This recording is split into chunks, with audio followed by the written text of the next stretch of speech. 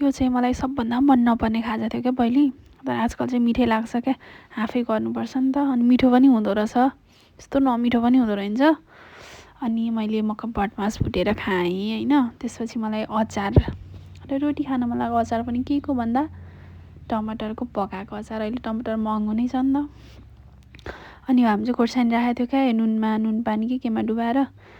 अनि त्यसपछि मैले 2टा खोर्सानी लिएँ क्या, पिरो बनाउँछु भने टमाटर थोरै थियो नि त। अनि पिरो मिठो हुन्छ थोरै थोरै खाने भनेर बनाएको थिएँ, तर आलु मात्रै धेर भएछ क्या टमाटरभन्दा। तर मिठै भएको थियो।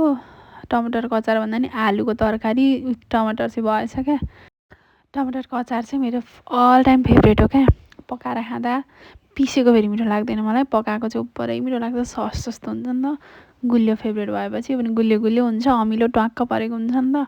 अनि यसरी मैले 2 बिर्को भनौँ न, बिर्को पानी हालेँ अनि पकाउनेले क्या थुप्रो बेर मजाले। आलु पनि पाक्नु पऱ्यो नि त। अनि मैले यता रोटी पनि पकाएँ, त्यो चाहिँ चिनी नहालेको रोटीबाट सेतो भएको क्या। अनि त्यहाँदेखि मजाले भएको क्या, धनिया हालेर गार्निस पनि गरेँ।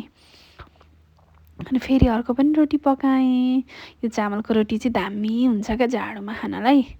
अनि यसरी मैले अचार र रोटी खाएँ, दामी भएको थियो। हस् त, बाई बाई, थ्याङ्क यू।